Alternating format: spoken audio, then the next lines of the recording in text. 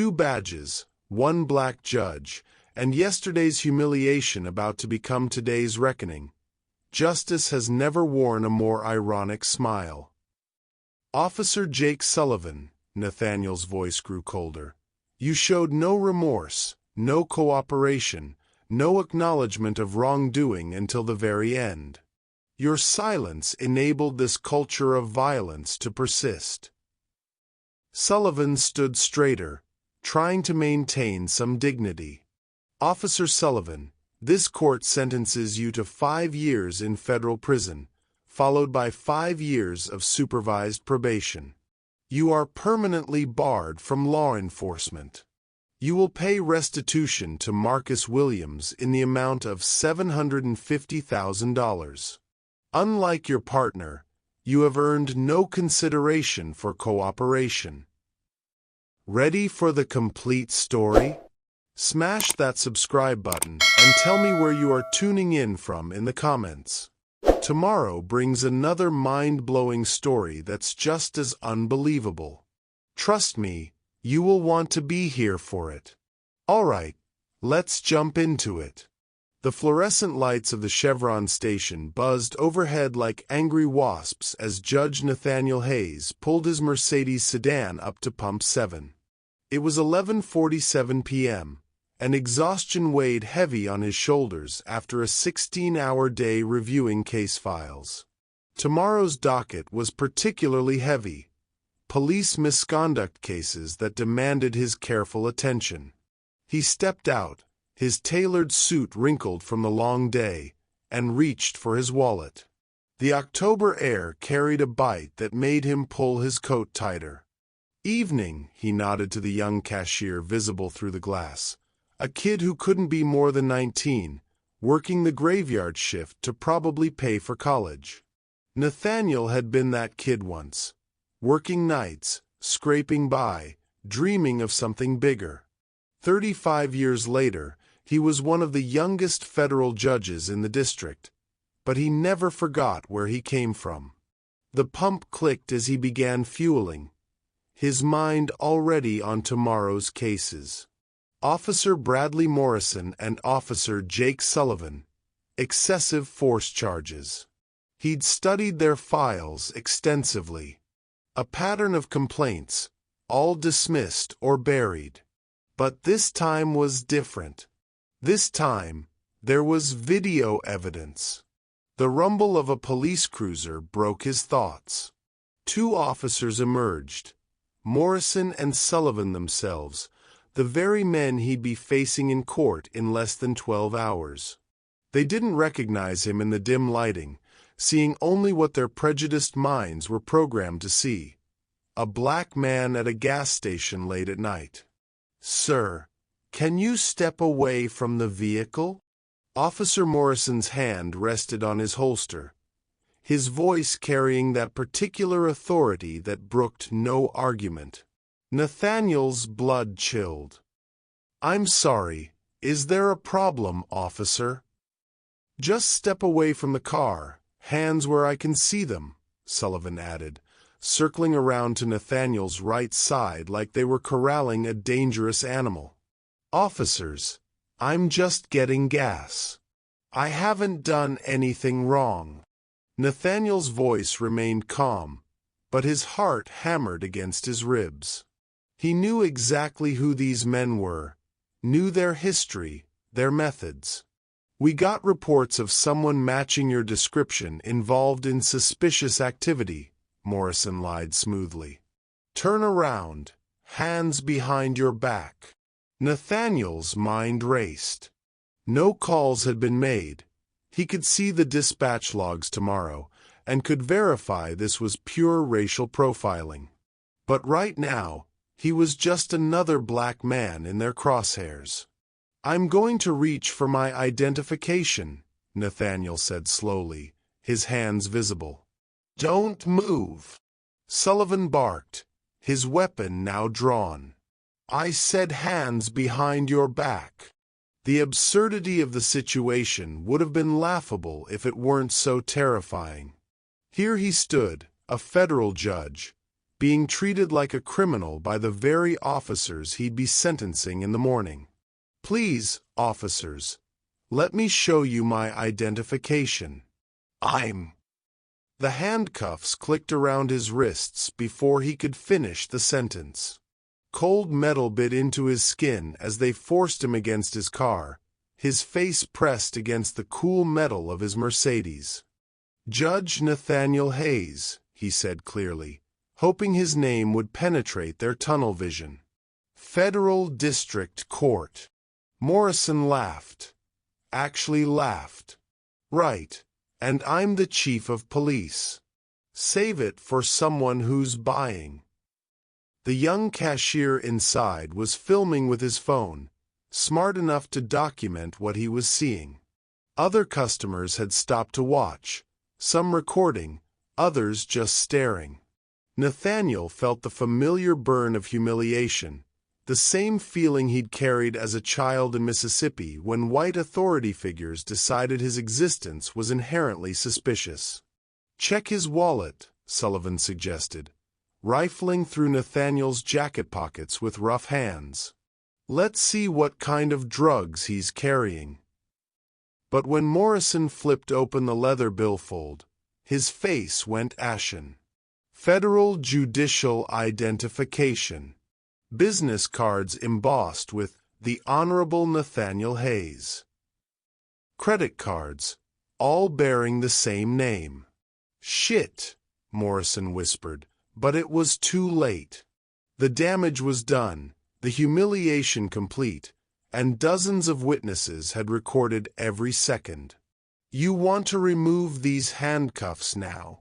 Nathaniel's voice carried a quiet authority that finally penetrated their panic. "Or would you prefer to explain to your superiors how you arrested a federal judge for the crime of buying gasoline?" The cuffs came off with trembling hands. Morrison and Sullivan exchanged glances that spoke volumes. They knew they'd crossed a line that could end careers. "Your Honor, there was a misunderstanding," Sullivan stammered, his earlier bravado evaporating like steam. "No," Nathaniel said, rubbing his wrists where the metal had bitten deep. "There was no misunderstanding. There was racial profiling. There was an abuse of power. And gentlemen," he straightened his tie with deliberate calm, "I'll see you both in my courtroom tomorrow morning at 9 a.m. sharp." The color drained completely from their faces as the full weight of their situation hit them.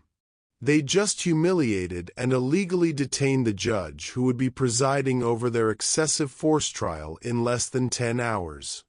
But as Nathaniel drove away, his hands still shaking from adrenaline, he realized this wasn't just about justice anymore. This was personal. And tomorrow, these two officers would learn that justice, like karma, has perfect timing. Judge Nathaniel Hayes barely slept. He sat in his home office until 4 a.m., staring at the case files spread across his mahogany desk. Officers Morrison and Sullivan's personnel records painted a disturbing picture. 17 complaints of excessive force over 5 years, all mysteriously dismissed or lost in bureaucratic shuffle. The current case involved Marcus Williams, a 28-year-old teacher who'd been brutally beaten during a routine traffic stop 6 months ago. 3 broken ribs, a concussion, and a shattered orbital bone, all because he'd reached for his registration too quickly, according to the officer's report. But now Nathaniel had context. Now he knew exactly what kind of men he was dealing with. His phone buzzed at 5:47 a.m. Chief of Police Robert Martinez, likely trying damage control before the story hit the morning news. "Your Honor, I cannot express how deeply sorry." "Chief Martinez," Nathaniel's voice cut through the man's rehearsed apology. "Are you calling to discuss the Marcus Williams case, or to explain how 2 of your officers managed to arrest a federal judge for purchasing gasoline?" Silence stretched across the line. Finally, "Both, sir. I want you to know that we're launching an internal investigation immediately." "No, Chief. You're not." Nathaniel stood and walked to his window, watching the sunrise paint Baltimore's skyline. "You're going to let the system work exactly as it's designed to work. Your officers will appear in my courtroom at 9 a.m., just like any other defendants. No special treatment. No behind-the-scenes fixes. Sir, with respect, given last night's incident, perhaps you should consider recusal?" Nathaniel almost smiled. They were hoping he'd step away, let some other judge handle this with the usual slap-on-the-wrist routine. "Chief, I've never been more qualified to hear a case in my life." At 8:30 a.m., Nathaniel entered his courtroom through the private judge's entrance. He could hear the murmur of voices in the gallery. Word had spread quickly about last night's incident. Local news cameras lined the hallway, reporters hungry for the story of a lifetime. His bailiff, Maria Santos, approached with coffee and a knowing look. "Judge, there's quite a crowd out there. Morrison and Sullivan's union rep has been pacing the halls since 7. And the plaintiff?" Marcus Williams just arrived with his attorney, Rebecca Chen. "Judge." Maria hesitated. "The officers don't know you're presiding yet. Their lawyer requested Judge Patterson, assuming you'd recuse yourself." Through the courtroom's back window, Nathaniel could see Morrison and Sullivan in the parking lot, smoking cigarettes with forced casualness. They kept checking their phones, probably reading the news articles about their misunderstanding with an unnamed federal judge. They had no idea the storm they were about to walk into. "All rise." The Honorable Judge Nathaniel Hayes presiding. The moment Morrison and Sullivan walked through those courtroom doors, their faces went through a symphony of emotions: confusion, recognition, and finally, absolute terror. "Your Honor," their attorney, David Klein, shot to his feet. "We move for immediate recusal based on." Motion denied. Nathaniel's gavel cracked like thunder. "Mr. Klein, your clients have waited 6 months for their day in court. Mr. Williams has waited 6 months for justice. We proceed as scheduled." Morrison looked like he might vomit. Sullivan's hands trembled as he took his seat at the defendant's table. Rebecca Chen, Williams' attorney, approached the bench with a file folder. "Your Honor, we have new evidence we'd like to submit. Security footage that came to light just this morning." She glanced meaningfully at Morrison and Sullivan. They'd made enemies throughout the department, and someone had finally decided to throw them under the bus. "The video shows my client complying fully with Officers Morrison and Sullivan's commands before they initiated what can only be described as an unprovoked assault." Marcus Williams sat in the front row, his left eye still carrying the faint yellow of an old bruise. When he looked at Nathaniel, there was something in his gaze: recognition, not of the judge, but of shared experience. Another black man who'd felt the sting of injustice. "Furthermore, Your Honor," Chin continued, "we've discovered this wasn't an isolated incident. We have testimony from 7 other victims of Officers Morrison and Sullivan's policing methods. All black men. All innocent of any wrongdoing." Klein jumped up. "Objection! This is character assassination, not." "Overruled." Nathaniel's voice carried the weight of every humiliation, every moment of fear he'd experienced as a black man in America. The pattern of behavior is directly relevant to establishing intent and state of mind. Morrison leaned over to whisper something to Klein, his face pale with desperation. Klein nodded and stood again. "Your Honor, my clients would like to request a plea conference. Perhaps we can resolve this matter without the need for a lengthy trial." Now they wanted to negotiate. Now they wanted mercy. Nathaniel considered the irony. These same men who'd shown him no dignity, no respect, no presumption of innocence were now begging for the very compassion they denied others. Marcus Williams caught Nathaniel's eye and gave the slightest nod. He understood. They all understood. This wasn't just about one case anymore. "Mr. Klein," Nathaniel said slowly, "your clients will have their full day in court. Every witness will be heard. Every piece of evidence will be examined. Justice doesn't take shortcuts." Sullivan actually slumped in his chair. The reality was sinking in. They were about to face the full weight of the law, presided over by a man who'd experienced their brand of policing firsthand. As the morning progressed, witness after witness took the stand. Each story followed the same horrific pattern. Traffic stops that became assaults, arrests that became beatings, black men treated as criminals for the crime of existing.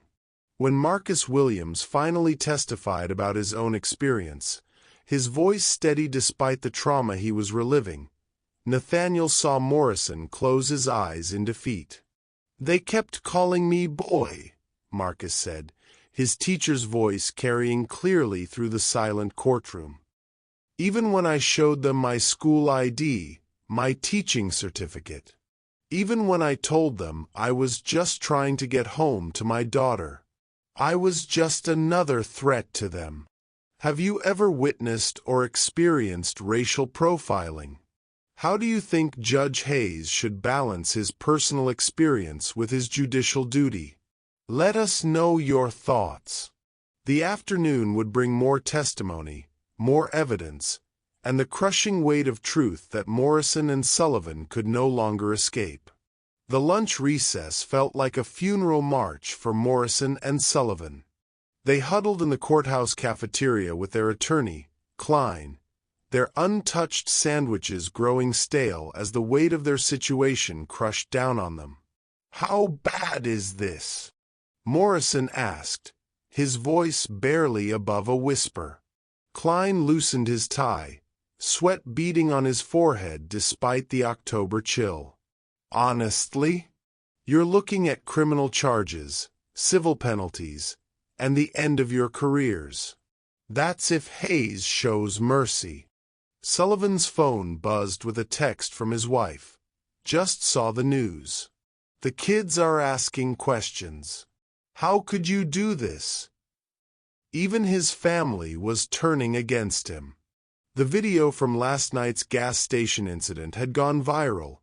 #Judge at the gas station was trending nationwide. Comments poured in by the thousands, most of them calling for Morrison and Sullivan's heads.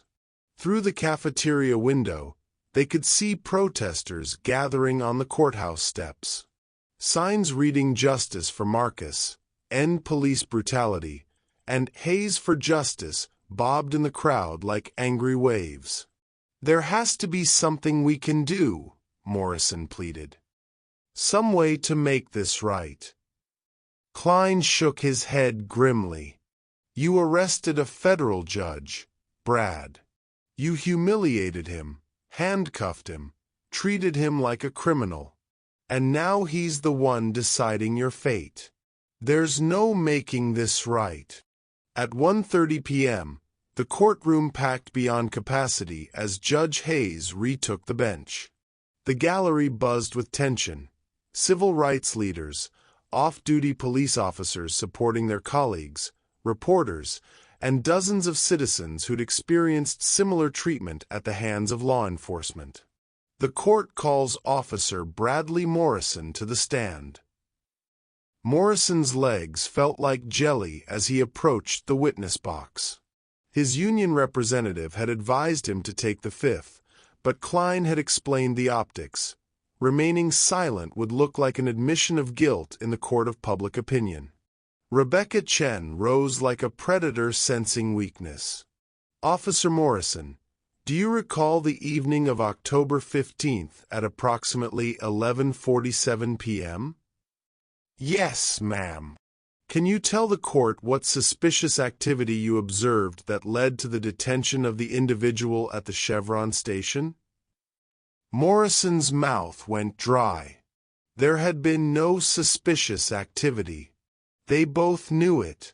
The whole courtroom knew it. We received reports of. Officer Morrison, Chin interrupted, producing a tablet. I have the complete dispatch logs from that evening. Would you like to review them before answering? The tablet screen showed nothing. No calls, no reports, no suspicious activity alerts. Morrison's lie died in his throat.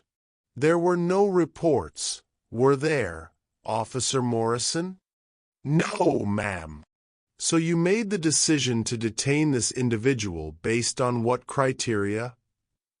Morrison glanced desperately at Judge Hayes, seeing no mercy in those eyes. Only the cold weight of justice.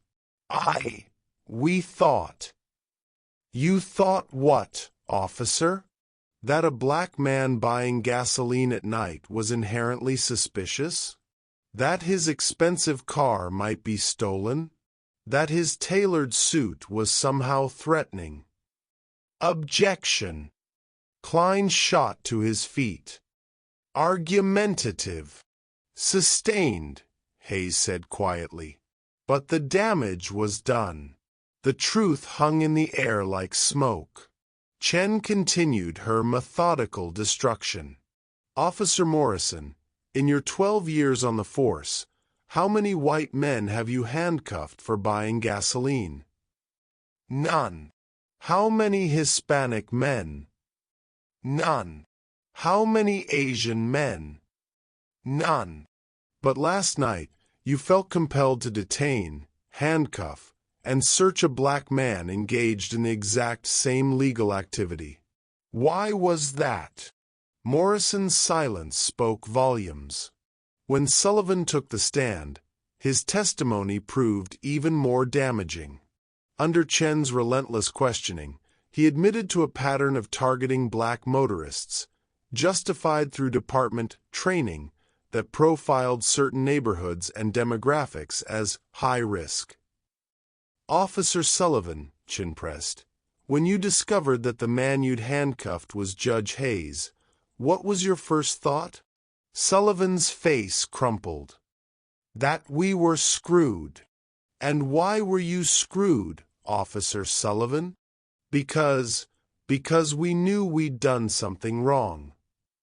The courtroom erupted in murmurs. Klein objected frantically, but it was too late. Sullivan had just admitted consciousness of guilt. Judge Hayes brought down his gavel. Order in the court. But as the afternoon wore on, more devastating testimony emerged. Internal affairs records showed that Morrison and Sullivan had cost the city $2.3 million in settlements over 5 years. Complaints that were buried, witnesses who were intimidated, evidence that mysteriously disappeared. Marcus Williams' doctor testified about the severity of his injuries. His daughter, 8-year-old Keisha, took the stand with heartbreaking composure. My daddy couldn't hug me for weeks, she said, her small voice carrying across the silent courtroom. He had bad dreams and would cry when he thought I wasn't looking. Morrison actually had tears in his eyes, finally seeing the human cost of his actions. But the day's biggest shock came when Sergeant Patricia Reeves, Morrison and Sullivan's own supervisor, took the stand. I filed 17 separate reports recommending discipline for these officers, she testified. Every single one was buried by command staff. I was told to let boys be boys and not rock the boat.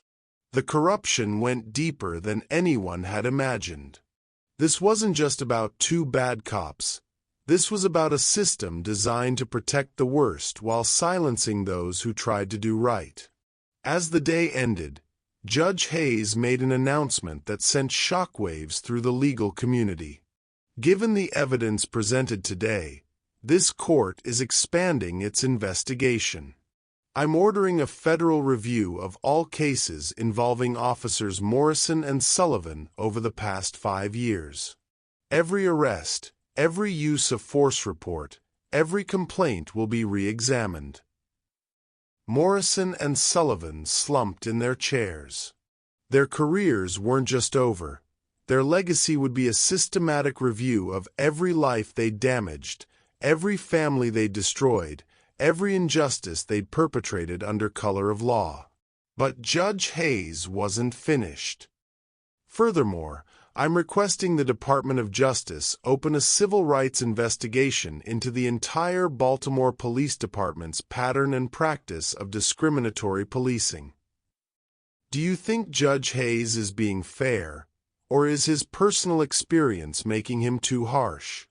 Should individual bad actors face consequences, or does the whole system need reform? Share your perspective. Klein gathered his papers with shaking hands. There would be no plea deal, no backroom negotiations, no quiet retirement with full benefits. Justice was coming, and it had the face of every black man who'd ever been wronged by those sworn to serve and protect. The evening news broadcast opened with footage that would become iconic. Judge Nathaniel Hayes walking down the courthouse steps, his black robes billowing in the October wind, as protesters chanted, "Justice! Justice!"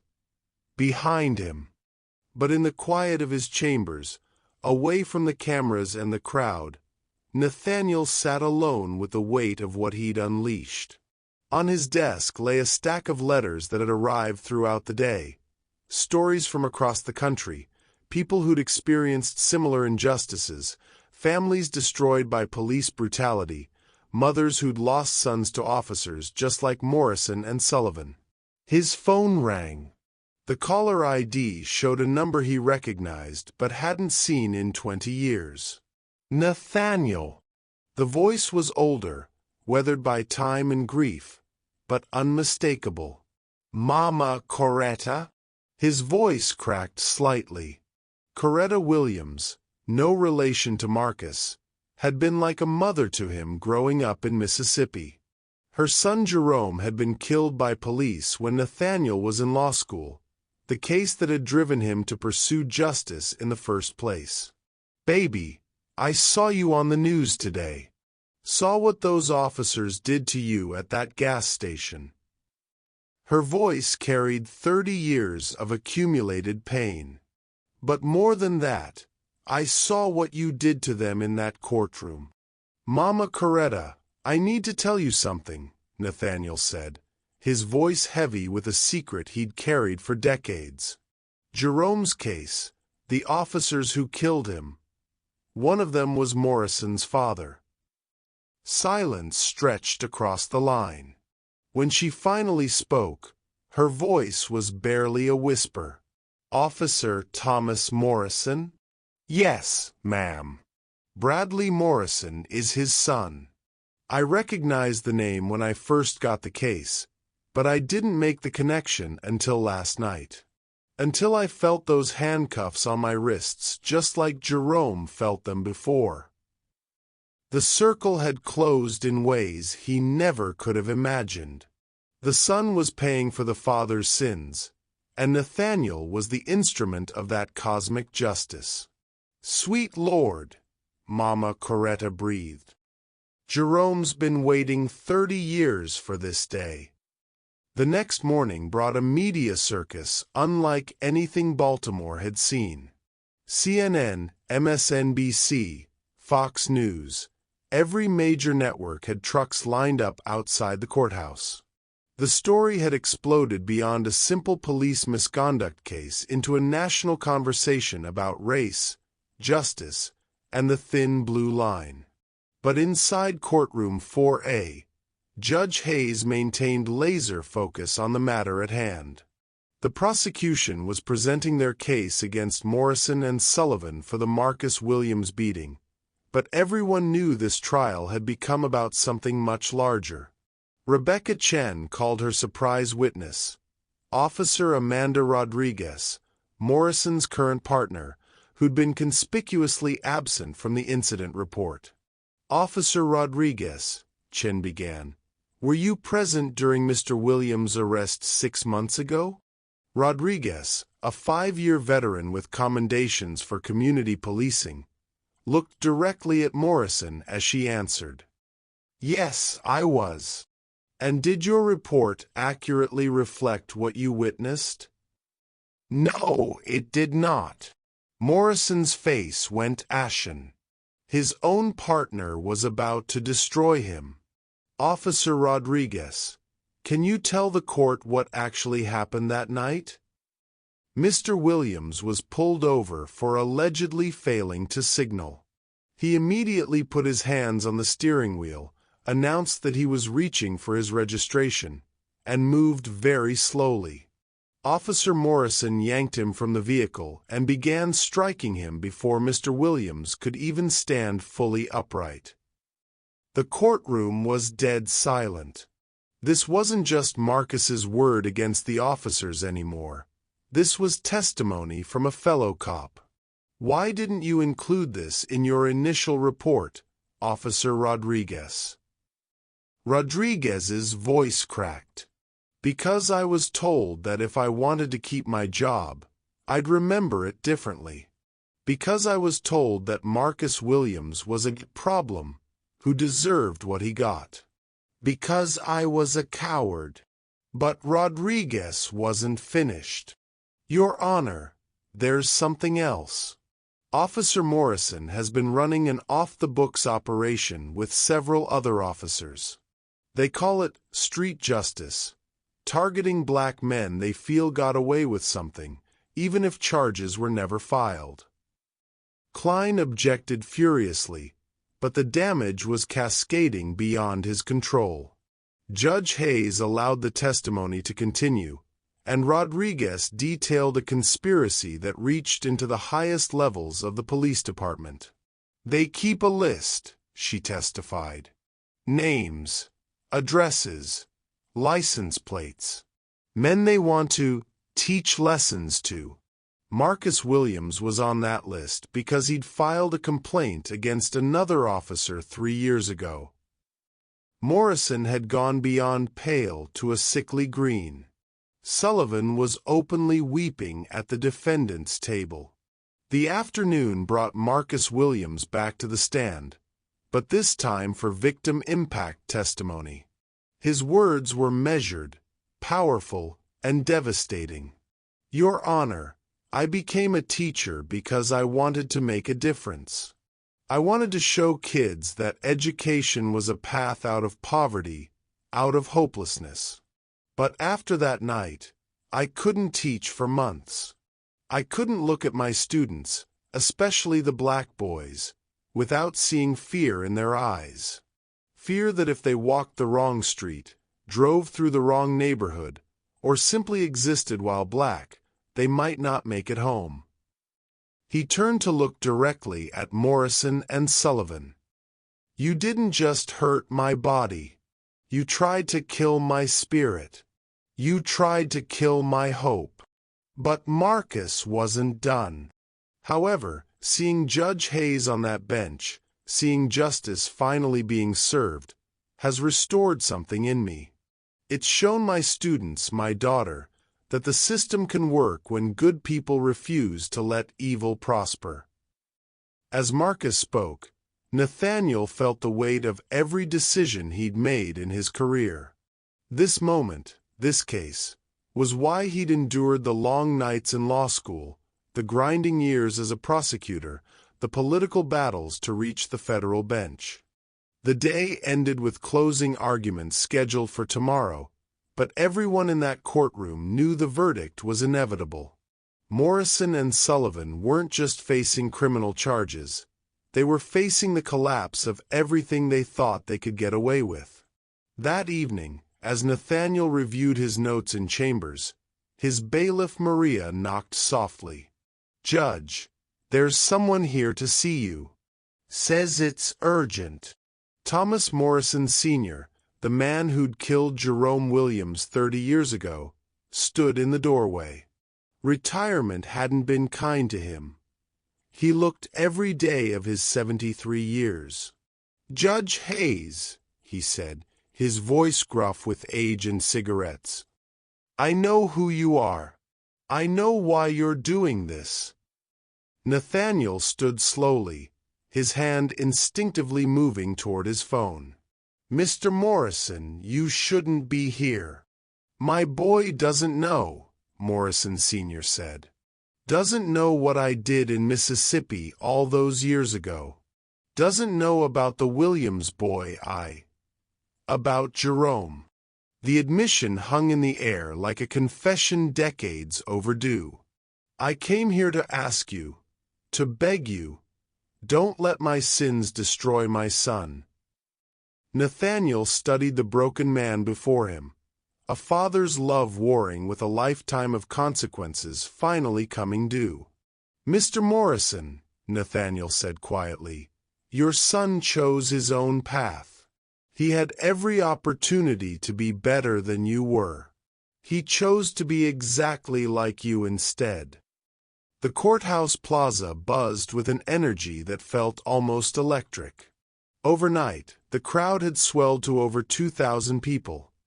Civil rights activists, off-duty teachers supporting Marcus, families of police brutality victims, and even some law enforcement officers who'd come to show support for justice over the thin blue line. Inside his chambers, Judge Nathaniel Hayes stood before his mirror, adjusting his robes one final time. Today would bring closing arguments, but first, he'd made a decision that would surprise everyone, including himself. Maria knocked and entered. "Judge, the attorneys are requesting a brief conference before we begin. Something about new evidence." Nathaniel nodded. "Send them in. All of them." Rebecca Chen entered with confidence, her case airtight after yesterday's bombshells. Klein followed, looking like a man headed to his own execution. Behind them came Marcus Williams and, surprisingly, Bradley Morrison himself. "Your Honor," Klein began desperately, "my client wishes to make a statement." Morrison stepped forward, his uniform wrinkled, his eyes red from a sleepless night. "Judge Hayes." "Nathaniel, I know I don't have the right to call you that, but I need you to hear me." "Officer Morrison," Nathaniel's voice was ice-cold, "anything you say can and will be used against you in this proceeding." "I don't care anymore." Morrison's voice cracked. "I've spent all night thinking about what my father told you he did. About Jerome Williams. About the cycle I've been perpetuating without even knowing it." The room went silent. Even Chen looked surprised by this development. "I want to plead guilty to all charges. I want to cooperate fully with the federal investigation. I want to provide the names of every officer involved in our street justice operation." Morrison's hands trembled as he spoke. "I can't undo what I did to you, to Marcus, to all the others. But I can make sure it stops with me." Sullivan, who'd been silent in the corner, suddenly spoke up. "Brad, don't do this. Think about your pension, your family." "Jake." Morrison whirled on his partner. "Look around you. Look what we've become. We're the monsters our mothers warned kids about. The raw emotion in the room was palpable. Marcus Williams watched this breakdown with a mixture of satisfaction and something that might have been pity. Klein tried to regain control. "Your Honor, my client is clearly under duress." "Your client," Nathaniel interrupted, "is finally telling the truth."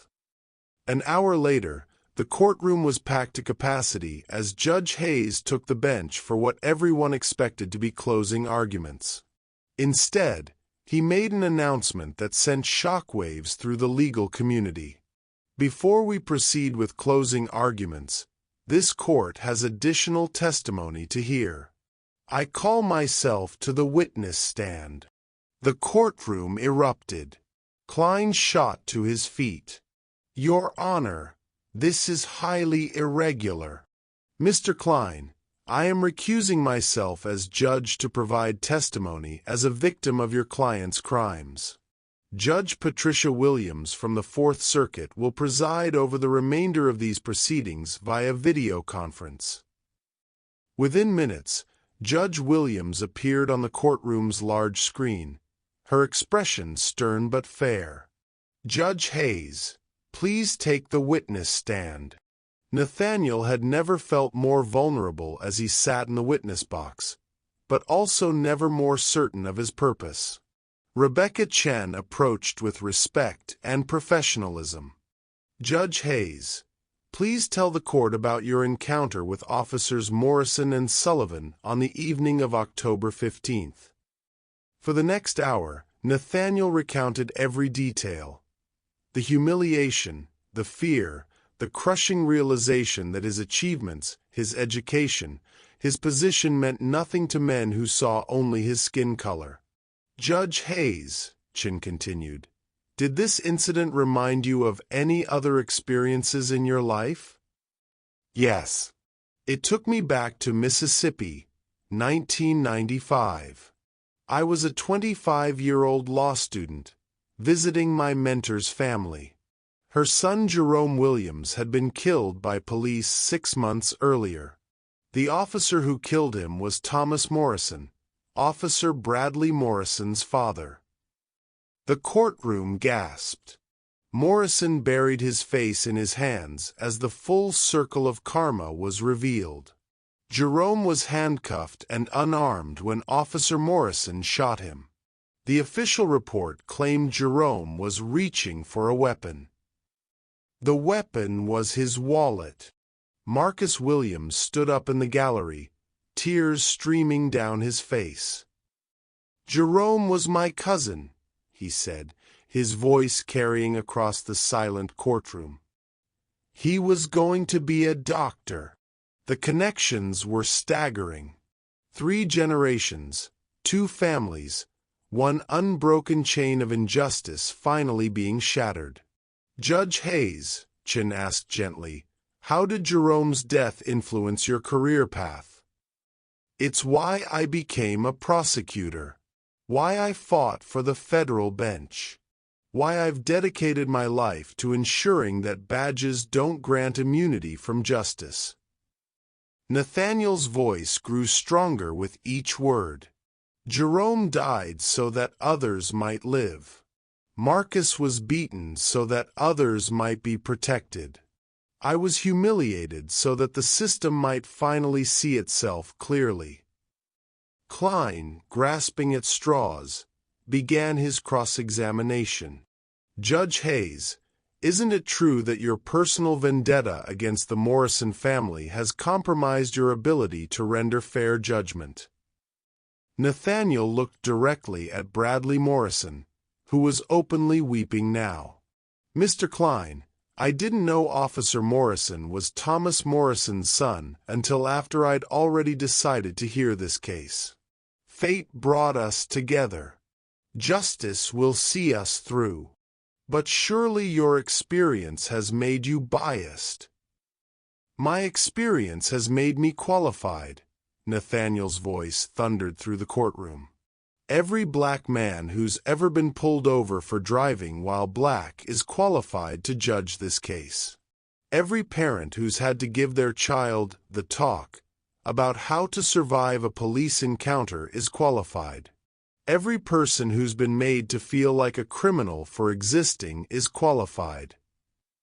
The courtroom erupted in applause. Judge Williams gavelled for order, but even she seemed moved by Nathaniel's words.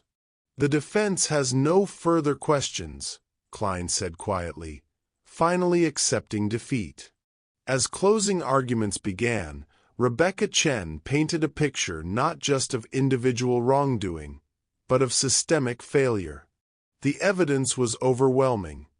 Morrison and Sullivan weren't just bad cops, they were part of a culture that enabled and protected bad cops.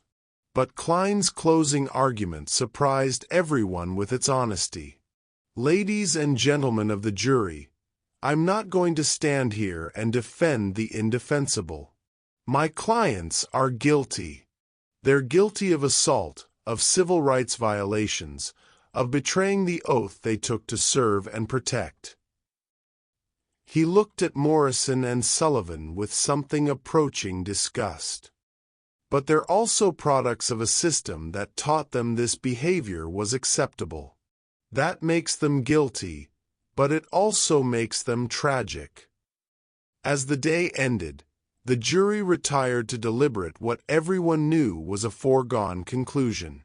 But the real question wasn't whether Morrison and Sullivan would be found guilty. It was what their sentences would be, and whether justice delayed could ever truly be justice served. The jury deliberated for exactly 47 minutes, a record for such a complex case, but the evidence had been overwhelming. Judge Patricia Williams reconvened court at 4:15 p.m. to a packed courtroom that felt more like a cathedral awaiting divine judgment. Morrison and Sullivan stood as the jury foreman, a black woman in her 50s who reminded everyone of their elementary school teacher, rose with the verdict. On the charge of assault under color of authority, we find the defendant Bradley Morrison guilty. The first domino fell with thunderous applause that Judge Williams had to gavel down. On the charge of deprivation of civil rights under federal statute, we find the defendant Bradley Morrison guilty. Morrison's legs gave out. He collapsed into his chair as Klein steadied him. On the charge of conspiracy to commit civil rights violations, we find the defendant Bradley Morrison guilty. Sullivan's verdicts came in identical waves. Guilty, guilty, guilty. But Judge Williams wasn't finished. Given the testimony regarding the broader conspiracy and the street justice operation, this court is referring this matter to the Federal Bureau of Investigation for a complete investigation of the Baltimore Police Department. The courtroom erupted again. This wasn't just justice for Marcus Williams. This was systemic change in motion. Judge Nathaniel Hayes, now sitting in the gallery as a private citizen, felt tears he'd held back for decades finally break free. Beside him, Marcus Williams reached over and squeezed his shoulder. "Your Honor," Rebecca Chan addressed Judge Williams, "the prosecution has one final request. Given the exceptional circumstances of this case, we ask that Judge Hayes be permitted to deliver the sentencing remarks."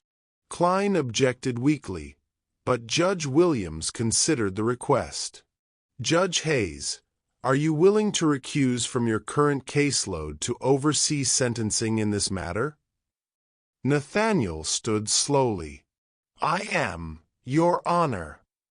Within an hour, the legal paperwork was completed, and Nathaniel was back behind the bench where he belonged. Morrison and Sullivan stood before him, broken men awaiting judgment. "Gentlemen," Nathaniel began, his voice carrying the weight of generations, 30 years ago, your father, Mr. Morrison, killed an innocent man named Jerome Williams.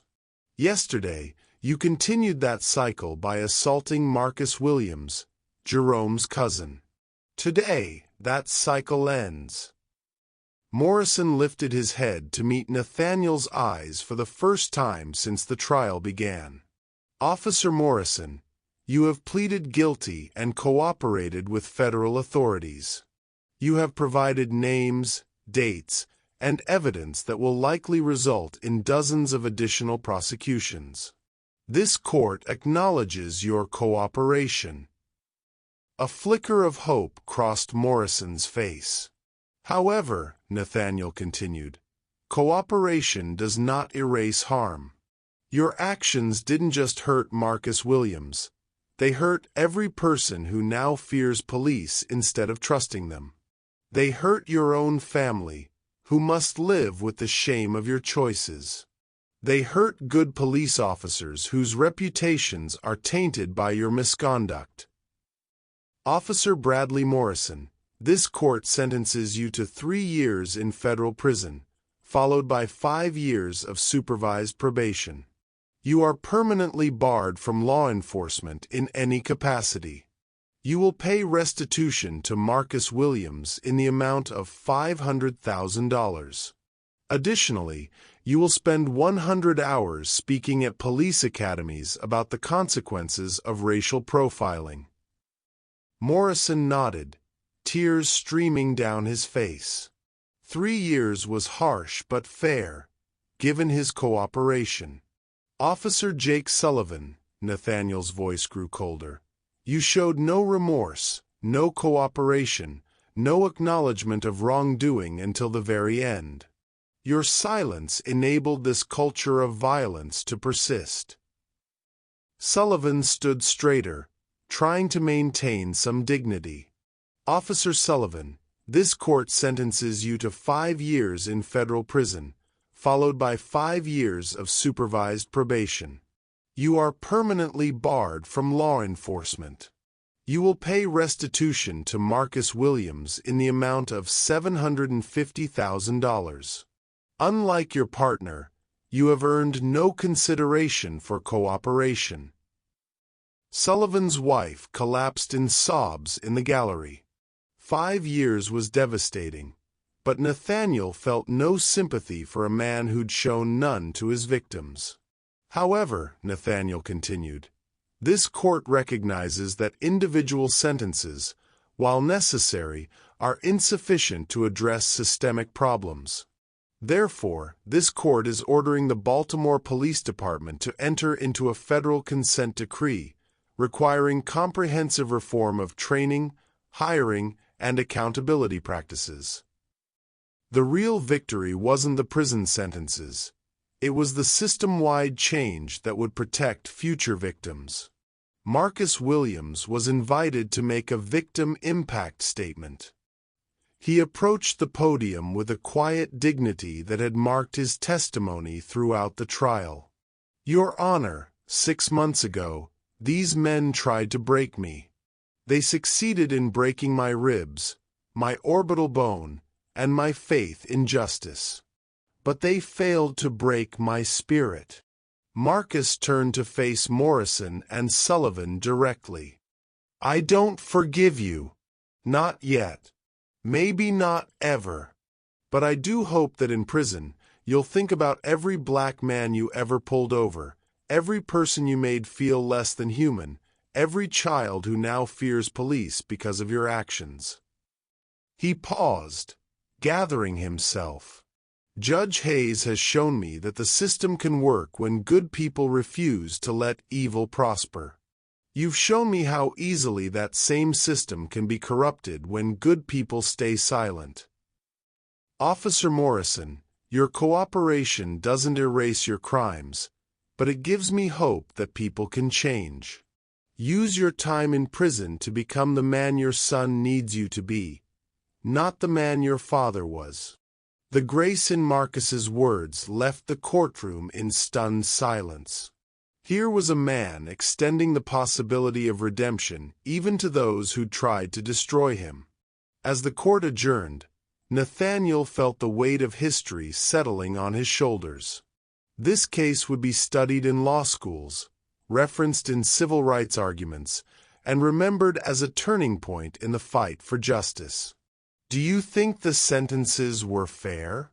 Should cooperation in exposing corruption earn lighter punishment, or should all perpetrators face equal consequences? Share your thoughts on justice versus mercy. But even as reporters clamored for statements and activists celebrated in the corridors, Nathaniel knew the real work was just beginning. Sentences were just words on paper until they created lasting change. 3 weeks after the sentencing, the ripple effects were still spreading across Baltimore like cracks in ice. Judge Nathaniel Hayes sat in his office, watching the evening news report on the 7th police officer arrested as part of the expanding federal investigation Morrison had triggered with his cooperation. The street justice conspiracy had unraveled faster than anyone anticipated.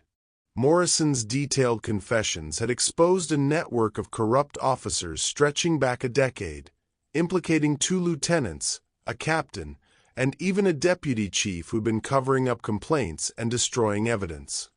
His phone buzzed with a call from FBI Director Sarah Chen, Rebecca Chen's older sister, as fate would have it. Judge Hayes, I wanted to personally thank you. Morrison's cooperation has given us the biggest break in police corruption we've seen since Serpico. We're looking at RICO charges for organized criminal activity. Nathaniel leaned back in his chair. How many more officers are we talking about? 17 confirmed, possibly 23. The Baltimore PD is hemorrhaging personnel faster than they can process the resignations. But with vindication came unexpected challenges. Death threats arrived daily, anonymous calls cursing him as a race traitor to the badge, emails promising retribution, protests outside his home by police union supporters who saw him as the enemy of law enforcement. The breaking point came when someone threw a brick through his living room window with a note attached. Jerome Williams got what he deserved. You're next, Judge. Nathaniel stared at the shattered glass, the jagged pieces reflecting the streetlight like broken promises. For a moment, the old fear crept back, the same terror he'd felt in handcuffs at the gas station, the same helplessness every black man knew when facing down institutional power. His doorbell rang at 9:30 p.m. Through the peephole, he saw Marcus Williams standing on his porch with what looked like a toolbox. Marcus, what are you doing here? Figured you might need help boarding up that window, Marcus said simply. Plus, I brought some friends. Behind Marcus stood a dozen men, teachers, mechanics, store owners, students, all black men who'd been touched by the case in some way. They'd come to protect the judge who'd protected them. We're not going anywhere, Your Honor, said Thomas Baker, a 60-year-old barber who'd testified about his own encounter with Morrison 2 years earlier. They want to intimidate you? They'll have to go through all of us. As they worked together to secure his home, Nathaniel felt something he hadn't experienced since childhood. The protection of community, the strength that came from men standing together against injustice. Judge, Marcus said quietly as they hammered plywood over the broken window, I need to tell you something. I've been getting calls from around the country. Families who lost loved ones to police brutality, asking if you'll hear their cases. Nathaniel paused, hammer in hand. What kind of cases? Federal civil rights violations, wrongful death suits that got buried in local courts, cases where justice never came. Marcus met his eyes. They're calling you the people's judge. They believe you'll listen when others won't. The weight of expectation was overwhelming. Nathaniel had become more than a judge. He'd become a symbol of hope for everyone who'd ever been failed by the system. The next morning brought news that would change everything. Chief Martinez held a press conference announcing his resignation, but not before dropping a bombshell. I'm releasing all internal affairs files from the past 10 years to federal investigators. Every complaint, every cover-up, every officer who was protected when they should have been prosecuted. The floodgates had opened. Martinez, facing his own federal investigation, had decided to burn down the entire corrupt structure rather than go down alone. Within hours, Nathaniel's office was flooded with calls from attorneys across the country, all representing victims who wanted their cases heard by the judge who'd taken on the system and won. But the most important call came from an unexpected source. Thomas Morrison Sr., the man who'd killed Jerome Williams 30 years ago.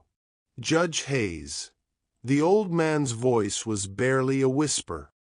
I saw the news about my boy's sentencing. About what you said. Nathaniel gripped the phone tighter. Mr. Morrison, I want to turn myself in. For Jerome. It's 30 years overdue, but I want to face charges for what I did.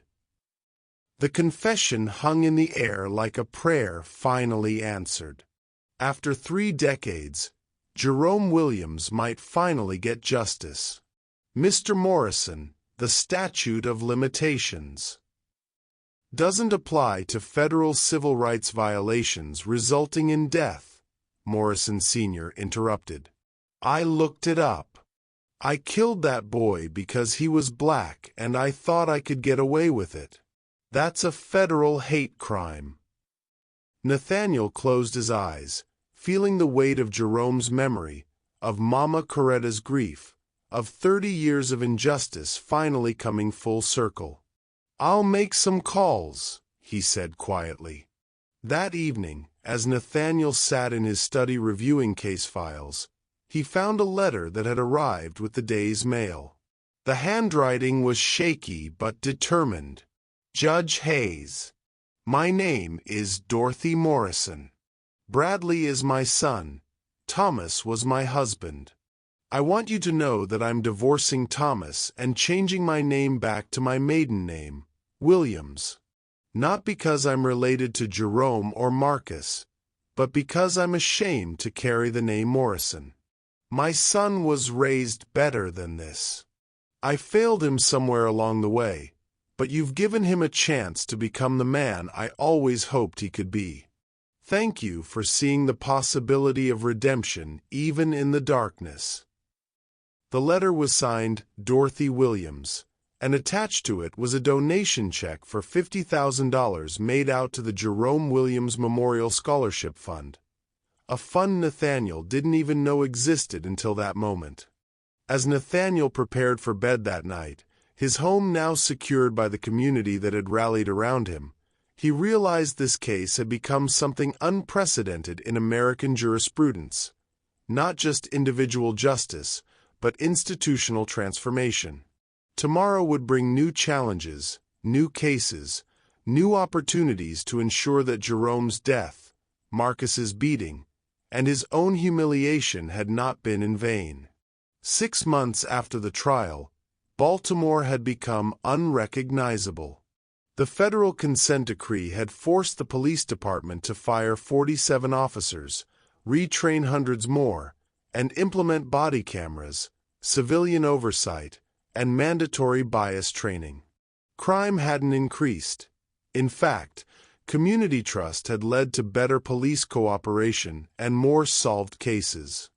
Judge Nathaniel Hayes stood before the newly constructed Jerome Williams Justice Center, a federal courthouse annex dedicated exclusively to civil rights cases. The bronze plaque by the entrance bore Jerome's photograph and the words, "Justice delayed is not justice denied when good people refuse to give up." Inside the courthouse, an extraordinary scene was unfolding. Thomas Morrison Sr., now 74 and using a walker, sat at the defendant's table facing federal hate crime charges for Jerome's murder 30 years earlier. The prosecutor was Rebecca Chen, who'd requested the case personally. But the biggest surprise was in the gallery. Bradley Morrison, on work release from federal prison, had come to testify against his own father. "Mr. Morrison," Rebecca Chan addressed the younger man, "you understand you're not required to testify against your father?" Bradley, thinner and grayer after 6 months in prison, nodded. "Ma'am, I spent my whole life following in his footsteps without knowing where they led. It's time to break the cycle." "Your Honor," Bradley turned to address Nathaniel directly, "my father told me stories when I was growing up. Stories about the old days when police knew how to handle troublemakers." "I thought he was talking about catching criminals. I didn't know he was talking about murdering innocent people." Thomas Morrison Sr. slumped in his wheelchair, finally facing the reckoning he'd avoided for 3 decades. "I want to testify about what he told me," Bradley continued. "About how he bragged about killing Jerome Williams. About how he said, 'Sometimes you have to put the fear of God into these people.'" The courtroom was silent except for the quiet sobbing of Mama Coretta, now in her 70s, who'd waited 30 years to see Jerome's killer face justice. But the day's most powerful moment came when Marcus Williams approached the bench with an unusual request. "Your Honor, I'd like permission to address both Mr. Morrison and his son." Nathaniel nodded, curious about what Marcus had planned. Marcus turned first to Thomas Morrison Sr., "Mr. Morrison, you killed my cousin because you thought his life didn't matter. You were wrong. Jerome was going to be a doctor. He was going to save lives. Instead, you took his life and poisoned your son's soul with your hatred." The old man couldn't meet Marcus's eyes. Then Marcus turned to Bradley Morrison.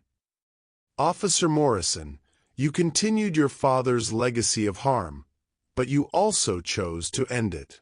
In prison, you've been tutoring inmates for their GEDs. You've been attending therapy. You've been becoming the man your son needs you to be."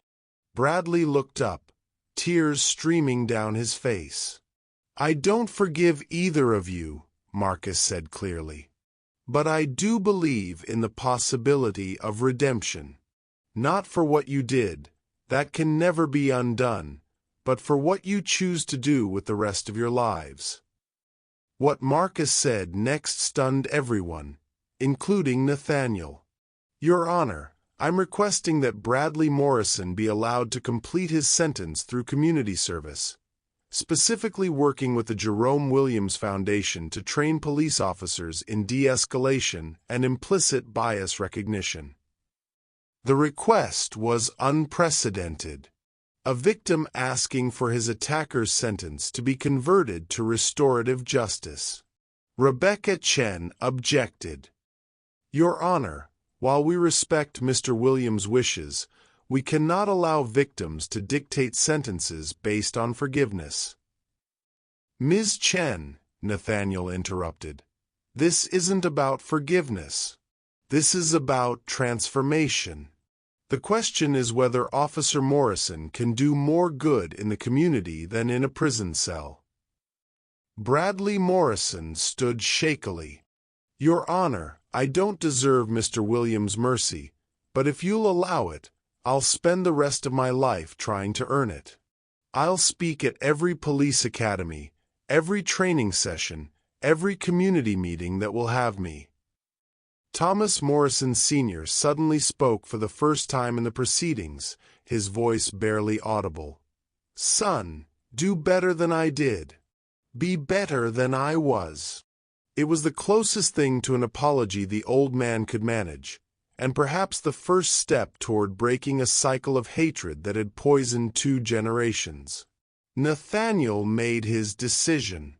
"Officer Morrison, this court will allow you to serve the remainder of your sentence through supervised community service, contingent on completion of psychological counseling and full cooperation with ongoing investigations. The transformation was complete, from oppressor to educator, from perpetrator to advocate.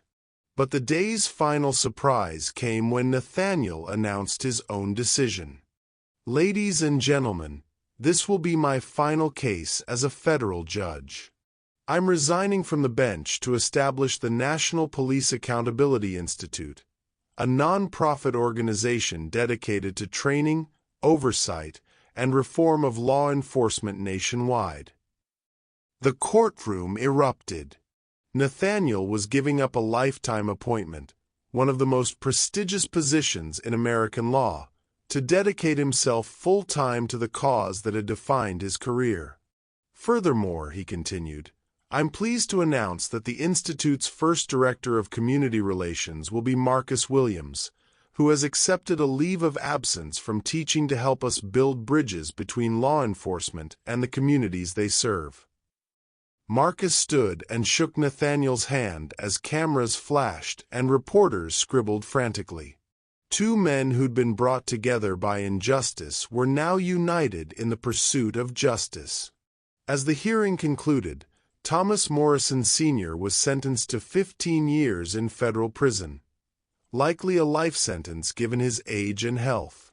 But more importantly, his confession had officially cleared Jerome Williams' name and provided closure to a family that had waited 3 decades for the truth. Outside the courthouse, a reporter asked Nathaniel if he regretted the career sacrifice. "The federal bench gave me power," he replied, looking up at the Jerome Williams Justice Center. "But this gives me purpose. Sometimes you have to give up what you have to get what you need." As the sun set over Baltimore, the city looked different, not just because of new policies or reformed police practices, but because people dared to believe that change was possible, that justice could prevail, and that sometimes the arc of history bends toward justice because good people refuse to let it bend any other way. Is restorative justice more powerful than punitive justice? Can former enemies truly work together to heal the communities they once harmed? What's your take on redemption through action rather than just words? The transformation was complete, but the real work, building a more just society, was just beginning. 5 years later, the auditorium at the National Police Academy in Quantico was packed with 500 new recruits, their badges still shiny, their idealism intact. On the stage, an unlikely panel sat before them. Nathaniel Hayes, now director of the National Police Accountability Institute; Marcus Williams, whose foundation had trained over 10,000 officers; and Bradley Morrison, whose transformation from corrupt cop to reform advocate had become legendary in law enforcement circles. But the most powerful presence on stage was 8-year-old Keisha Williams, Marcus's daughter, now 13 and the youth spokesperson for police reform initiatives across the country. "My daddy used to have nightmares," she said into the microphone, her voice clear and strong. "He'd wake up screaming because bad police officers hurt him. But now, he sleeps peacefully because he knows he's helping make sure no other little girl's daddy gets hurt like that." In the audience, tears flowed freely. These weren't hardened veterans. These were young men and women who joined law enforcement to make a difference, and Keisha's words reminded them why they were there. Bradley Morrison took the podium next, his prison uniform long since replaced by a simple suit and the weight of genuine humility. 5 years ago, I was everything wrong with policing in America. I saw enemies instead of neighbors, threats instead of citizens, criminals instead of human beings. His voice carried the weight of hard-won wisdom. I'm standing here today not because I deserve redemption, but because Mr. Williams and Judge Hayes believed that even the worst of us can become better. He clicked to a PowerPoint slide showing crime statistics. In the 200 police departments that have implemented our training protocols, excessive force complaints have dropped by 73%. Officer safety has improved by 45% because communities trust police again. Crime clearance rates are up 31% because citizens cooperate with officers they respect. The numbers were staggering, but the real transformation couldn't be measured in statistics. Marcus Williams approached the podium with a folder he hadn't planned to open. I want to share something with you that I've never shared publicly before. He opened the folder and pulled out a letter written in a child's handwriting.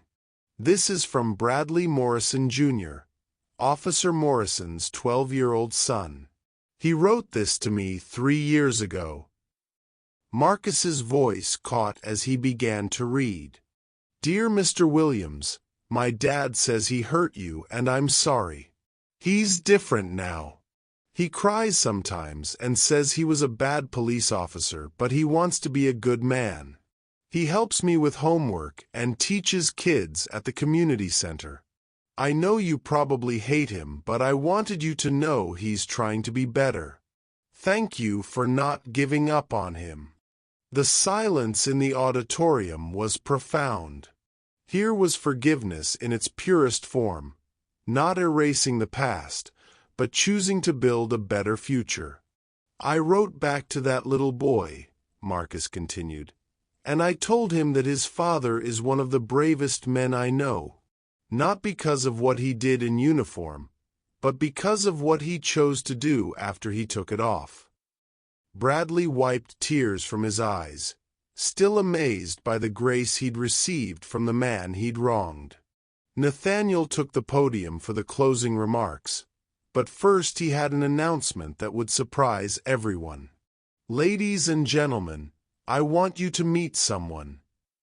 He gestured to the wings, where an elderly black woman emerged, moving slowly but with dignity intact. It was Mama Coretta, now 78, Jerome's surrogate mother who'd waited 30 years for justice. Mama Coretta flew here from Mississippi to speak with you today because she has something important to say about the power of justice delayed but not denied. Mama Coretta's voice was soft but carried to every corner of the auditorium. Children, when they killed my Jerome 30 years ago, I thought justice was dead in America. When they beat Marcus, I thought hatred had won. When they handcuffed Judge Hayes at that gas station, I thought nothing had changed. She paused, looking out at the sea of young faces. But standing here today, seeing Officer Morrison teaching you how to be better than he was, seeing Marcus turning his pain into purpose, seeing Judge Hayes sacrifice his comfortable position to fight for change, I know that justice isn't dead. It just takes time to grow.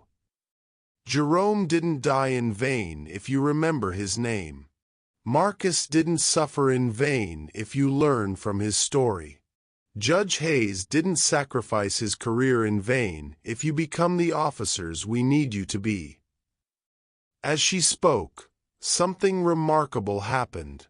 One by one, the recruits began to stand. First a few, then dozens, then all 500, giving Mama Coretta a standing ovation that lasted 5 full minutes. But the day's most powerful moment came when the ceremony concluded. A young black recruit, no more than 22, approached the panel nervously. Sir, he addressed Nathaniel, my name is Jerome Morrison. I'm Bradley Morrison's nephew, and I named myself after Jerome Williams when I turned 18. I wanted you to know that I'm becoming a police officer to honor both their memories. The circle was complete. From one Jerome's death had come another Jerome's dedication to service. As the crowd dispersed, Marcus and Nathaniel walked together across the academy grounds, their friendship forged in injustice but strengthened by purpose. Do you ever regret it? Marcus asked. Giving up the federal bench. Nathaniel smiled, watching young officers practice de-escalation techniques that had become standard training nationwide. Marcus, I spent 20 years as a judge deciding individual cases. Now we're changing the entire system. Which do you think has more impact? Their conversation was interrupted by Bradley Morrison, who jogged up with a smartphone in his hand. Judge Marcus, you need to see this. He showed them a news alert. Supreme Court upholds national police accountability standards in unanimous decision. The reforms they championed, the training protocols they developed, the oversight mechanisms they'd created, all of it had just been validated by the highest court in the land. But perhaps the most perfect ending came in the form of a text message that popped up on Marcus's phone as they celebrated. It was from his daughter Keisha, now a high school senior with plans to attend law school. Dad, just got accepted to Georgetown Law with a full scholarship. Going to be a civil rights attorney like Judge Hayes. The cycle of justice continues. Love you. Marcus showed the message to Nathaniel, whose eyes filled with tears of pride and hope. As the sun set over the academy, three men who'd been brought together by one of the darkest moments in American policing had created something beautiful from the ashes of injustice. The gas station incident that began their story had lasted 12 minutes. The transformation it sparked would last generations. Justice had come at last. Not just for Jerome, not just for Marcus, not just for Nathaniel, but for every person who would be treated with dignity by officers trained in empathy rather than fear. The badge no longer meant the right to intimidate. It meant the responsibility to serve. The uniform no longer granted immunity from justice. It demanded accountability to justice. And sometimes, just sometimes, the arc of the moral universe bends toward justice because good people grab hold of it and pull with all their strength. The National Police Accountability Institute now operates in all 50 states, training over 50,000 officers annually. The Jerome Williams Justice Centers have expanded to 12 cities. And Bradley Morrison's son grew up to become a federal prosecutor specializing in civil rights cases, proving that redemption can indeed break generational cycles of harm. Sometimes the most beautiful endings are not about revenge, but about transformation. Not about punishment, but about purpose. Not about what was lost, but about what can be built from the ashes of what was broken. Justice at last. Love at last. Hope at last.